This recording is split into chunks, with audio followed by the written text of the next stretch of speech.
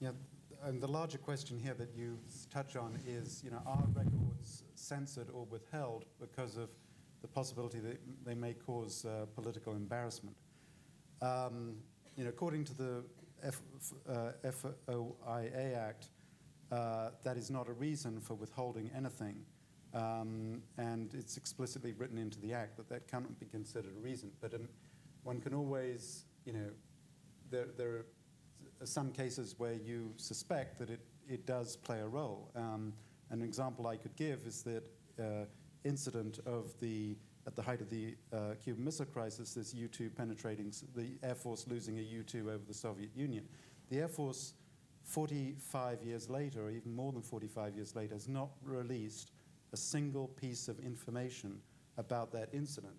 There's an official US history that describes Chuck Maltby's flight as 100% successful, which is how you get a category of 100% successful when the plane goes makes a 1,000-mile detour over the Soviet Union is difficult to imagine. But on the other hand, it's difficult to say whether those records are being held for political embarrassment or for other reasons. I mean, there are the reason we know that plane was lost we knew where the plane went, or the Air Force knew where the plane went, was that they had been, the National Security Agency had been monitoring Soviet air defenses.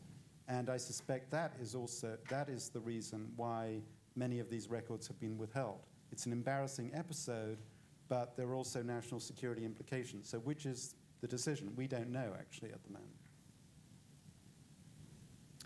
The Oliver North case and the Iran hostage, the Iran-Contra case is an interesting case study. Oliver North brought his secretary in and began shredding documents, and got rid of a lot of information, and thought that he was erasing the electronic record as well, but didn't, and that tripped him up.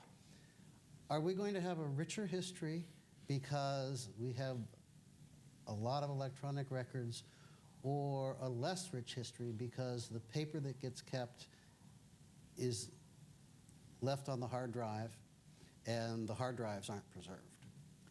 I can say something from senators' papers. I've talked to archivists who have senators' papers. Now, those are the personal property of the senators, so they go to the universities.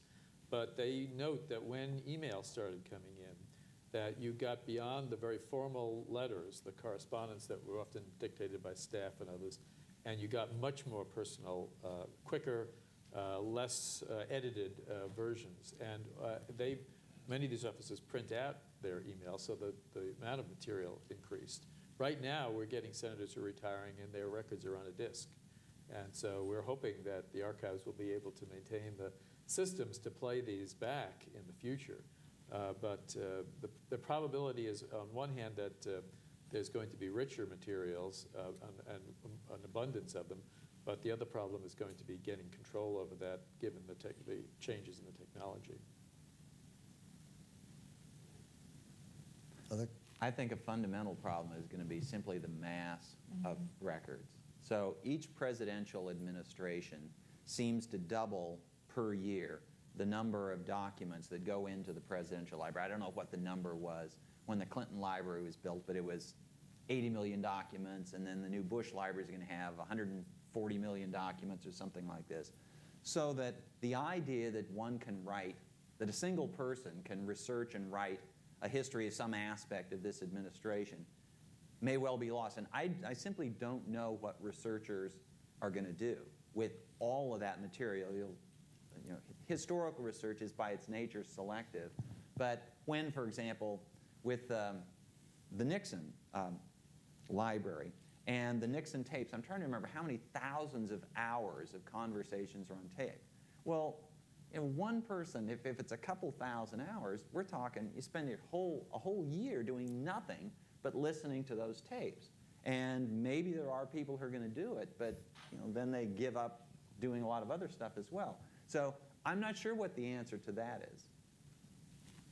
And even though all this huge amount of material is coming out, it doesn't mean that it's actually qualitatively more useful than some of the material that came out previously. And we're unlikely ever again to have taped conversations of the president either on the phone or meeting with his closest advisors, as we have for the Kennedy, Johnson, and Nixon administrations. I mean, ironically, the Nixon administration, despite the president's obsession with secrecy, is actually the best documented administration of modern times. On the other hand, there's a lot of email traffic going back and forth, and even instant messages now. And over the last few years, there's been a lot of controversy as to whether that email traffic will be preserved for researchers. And there's been a lot of legal cases and back and forth about some of the email traffic has been lost. Some of the important decisions are probably not made with official White House servers. So, I suspect that despite all this huge volume of information, we're not going to get the kind of insights into national security decision-making that we were able to get from the Johnson, Nixon, and Kennedy administrations. Can I suggest, and maybe we can have more commentary on this, that this is also a technological issue in terms of retrieval strategies. The United States saved its manuscript census files for a good 150 years before anybody figured out really how to access them, right? Bless them that they didn't throw them out. One of the side stories that nobody has told here is that the burning or the fire that consumed most of the manuscript schedules for the 1890 census was one of the major impetus for finally the creation of a national archives. You realize that the Census Bureau, which wasn't a permanent agency until 1902, nevertheless managed to informally hang on to the raw schedules from 1790 through 1900, and then kept them into the 20s, 30s, 40s, and 50s. It wasn't until the 1960s and 70s, when you get modern computers, that you can begin to think about accessing them. I mean, in fact, it's a 1930s project, a WPA project, the Soundex system, that begins to build the indexing system.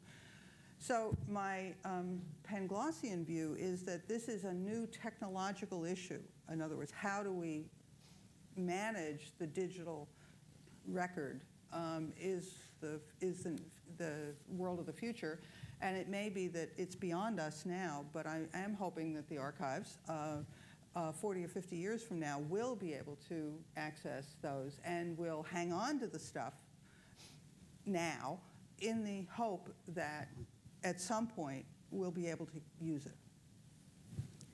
I have to say, I wonder about this issue all the time, genealogically speaking. Yeah. Because, I mean, we've reached a point, if you're a genealogist, you're just beyond the moon if you're fortunate enough to find, say, that one sepia tone photo of your great-grandparents or your great-great-grandparents. Fast forward to today, where, digital images are being already taken here and maybe already shared. I know I tweeted before I came in the room today.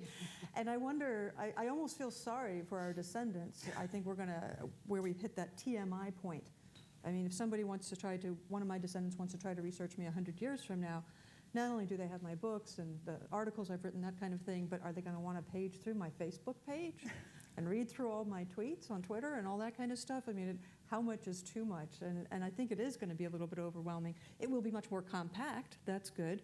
And it'll probably be, because it's electronic, more searchable, so maybe you can get to particular topics. But I think just the level of overwhelm, what not just average Joe genealogists, but scholars are going to have to dig through in the future to find that particular topic that they're interested in. I'm actually happy I'll be checking out before that time, because I think that will be a challenge. If I could put in a plug for Ancestry.com, I discovered when I was working on McCarthy that you could find all sorts of things about people by going into the census, and it was so much easier than in the old days when we used to crank out the microfilm. And I was looking for Annie Lee Moss, who testified before McCarthy. She was famous for the 15 minutes in which she testified. Nobody knew anything about her before or after. In fact, she lived to be 95 years old. But the newspapers, the regular accounts, didn't really have much on her. I came down to the archives thinking I was going to spend a day hunting through the census materials, but because of the digitization that went on, I found, not only did I find her and her husband, but then I found her parents. She'd grown up as a sharecroppers family in South Carolina. I was able to track her to North Carolina, back up to Washington, all the way through, and I was finished in 15 minutes. It was astonishing what's available. And you know, it's not just for genealogists. Historians can find a lot of information in these records that have been digitized. Thank you. The Special Library Association is meeting up the street at the Convention Center. And Colin Powell was their keynote speaker on Sunday night. And one of the premises of his talk was that anything you need to know can now be found on the internet. Just Google it. You know, all we need is Google in our lives. And I think what our guests today have shown is that that's not the case. That we need the talents of historians and archivists to make sense out of what has gone before. And that will be the case for the next 75 years. It's a question over here. Oh, I'm sorry. We have one more question? Well, I think you just kind of hit on it. I actually, apologize. David. That's okay. I was going to ask, in light of you all being researchers, how you think the digitization of records in the future will change your interaction with the staff archivists. So what is the role, or how will that role of the staff archivist change the more that you start using digitized records? I'll try. I'll start. I say that it won't change the way I deal with archivists, but it already has changed the way my students deal with not simply archivists, but the archival record. It's become really obvious if you go to universities and look at what has happened to university libraries. They've become computer and IT centers. And students tend not to refer to books. They tend to refer to databases. And I will say that I, as an author, I have mixed feelings about the Google Book Project. Because as an author, it potentially deprives me of royalties, but as a researcher, it can be exceedingly valuable. And there's an odd kind of inversion of historical availability that this has created. It used to be that if you wanted to find information on something that happened, let's say in the 19th century, the most likely source, published source to be available was one that was published fairly recently, because then it was likely your university library had it. But if you were looking for a book that was published in 1872, then quite likely my library at the University of Texas didn't have it, and there'd just be a couple of libraries in the country that had it. Now it turns out it's a lot easier to get that 1872 or 3 source than something that was published 5 years ago. Because in 1872 or 3, it's out of copyright and it's on Google Books. Well, my students, they're increasingly technologically, especially computer adept. And having human nature like everybody else, they're drawn in the direction of what's easier to do. I have been contending, I happen to be an advisory member of the Theodore Roosevelt Association. And I've been telling the folks in the Theodore Roosevelt Association they could get a lot of bang for their buck if they would simply digitize all of the letters of Theodore Roosevelt. There are a whole bunch on a big Library of Congress collection.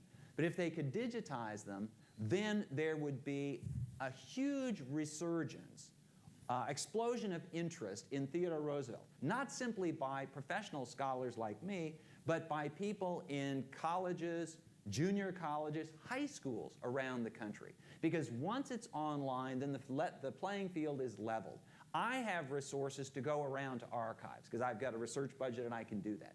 But a junior in high school in North Dakota can't. But if that junior in high school can read the letters of Theodore Roosevelt, and just as I read them the first time I saw them, then that student can become, first of all, a first-rate scholar. I'll be the first to say that history is not rocket science. If you have exposure to the primary documents, first of all, you can get hooked on how interesting this stuff is, but then you can think your way through it too. So what goes online will drive the direction of future research. Not my research, but the research of my students. And that simply is going to be the way it is. We can tell them they need to go to archives, and some of them will, the better funded will. But what goes on the internet will increasingly shape the direction of future historical research.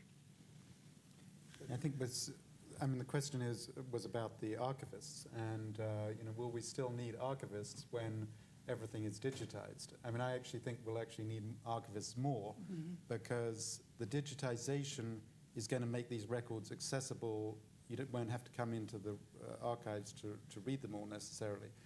But the problem of finding your way around all the records is going to remain, and in fact it may become even greater, that it's going to be extremely difficult. I mean, the more records there are, the more complicated they become. Each agency has its own rules of how you store the records and the filing systems. That's not going to change anytime soon. I mean, we need more than ever archivists with some kind of institutional memory to help the researchers find where to look. And unfortunately, over the last few years, those kind of people, archivists with that professionalism and the lengthy experience in the archives, they're becoming fewer and fewer. But researchers need them more and more, I think. The best advice I got in graduate school was make friends with an archivist. Yes. Yeah. So you'll be searching through the records and a little box will pop up and said, would you like a live chat with an archivist? Gina, I have to say from a genealogical perspective, I agree that I think actually the requirements for archivists I think that's going to increase because genealogists are hungry. The fact that the workhorse records like the census and the immigration and military records are being put online, those are essentially gateway records for us. And once we get a taste, we can't get enough. So for better or worse, I think archivists are going to be hearing from an awful lot of genealogists. Yes. I have a question. I was talking to our Congress people recently, and they have software now that reads their emails and calculates, what people are talking about and counts it up. So they don't even have to, I guess, open the email. And so I'm wondering how that affects archives. And the second question I have is, what do you think that they will, archaeologists will find in 1,000 years from now when they start looking at our material? I'm thinking of the fact that we have to go to the Smithsonian to read Hallerith cards. And I'm just wondering how the technology will hold up in the long view. Let me speak to that because I teach also a historical methods course, and where I also have European history students and ancient history and students who do research other parts of the world. That the one thing that historians always get trained to do is to deal with the record that they've got, right? So it's either, what we haven't talked about today are foreign languages, right? And the translation problems and the transliteration problems. There's much more we could be going after. Or the problems of reading scripts in, I live in Milwaukee now. I have students who always want to research the history of the brewing industry in Milwaukee, and I always say to them, "So how's your German? And do you read the old-fashioned German script?" And they look at me, and I said, "Well, then you can't do it because you have to learn the skill first." So that problem is one that historians know how to handle. And that's why I keep coming back to technical and technological solutions. Different subfields are going to have to work on solutions to these kinds of issues to continue to make the material accessible. My ancient historian colleagues are still are working on, in fact, new uses of crypt information from 4th century Rome. From his perspective, this is a very new institution, namely the United States. Yeah, as a footnote to that, the National Historical Publications and Records Commission for the last 40 years has been sponsoring projects to make publicly available the papers of our founding fathers. And part of what they have to do is they have the images of the documents, but it takes a very special trained person to be able to read them. Because the handwriting is different, some is not so good, and so they have been working for 40 years and will be working for another 25 years probably to get all of those papers transcribed and then made available. We now have about 150 volumes, but in the next 2 or 3 years, we'll be seeing many of those go online through cooperation with the University of Virginia Press. But there's also a technological problem, which is that every few years a new format comes Yes. up. I mean, we have a CD, videos, then CDs, different videos with different systems, and the CD, which was a kind of uniform medium just a few years ago, is now going out to be replaced by, or the sort of floppy disks have disappeared completely. CDs are disappearing. In 100 years, are there going to be machines that can read these mediums? Yes. So every few years, you have to sort of transform or to take everything that was recorded on one medium and stick it on another medium. And I'm sure the National Archives people can talk to this better, but it's a huge task that is not easily resolvable. Are there other questions? Well, let's thank our guests for a wonderful presentation.